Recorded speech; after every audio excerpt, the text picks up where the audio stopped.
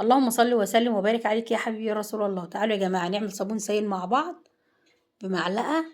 تحفة بجد، هتنقلك الصابون في حتة تانية خالص. مش لازم الصابون ده، في كذا نوع من الصابون. من الصابون ده هنحط 8 لتر مية. ماشي.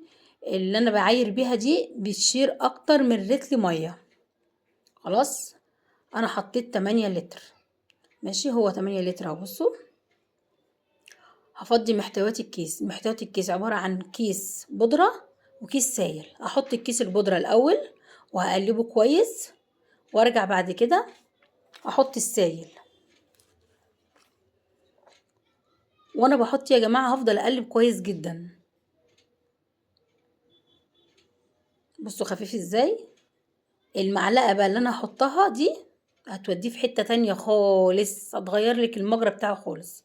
معلقة ملح طعام على نص لتر مية، وقلبي بقى. ودي بس بمجرد بس ساعتين بس.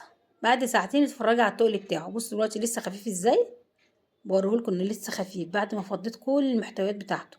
هنا بقى بعد ساعتين بصوا. بصوا اللزوجة بتاعته عاملة ازاي.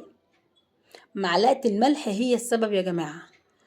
احنا لو ما حطيناش معلقة الملح هيفضل زي ما هو خفيف. انا هنا هفضيه في الازايز عشان اشوف طلع معايا كام لتر بالظبط. ماشي، وهوريكم الرغوة بتاعته.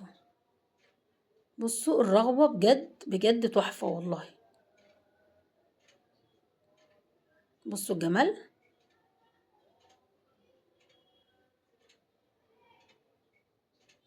هنا بس كان البقايا اللي باقية بس. ده بس اللي كان باقي من الطبق. اسمعوا بقى احلى تزييقة واحلى نظافة. بجد حاجة حكاية بجد والله. اسمعوا بقى كده وقولوا رأيكم.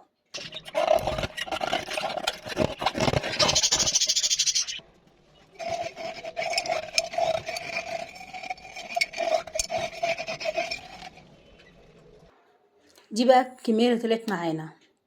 بصوا قد ايه، غير ما مليت الازازة الكبيرة اللي انا بشتغل بيها. لو عجبكم لايك وشير وسبسكرايب.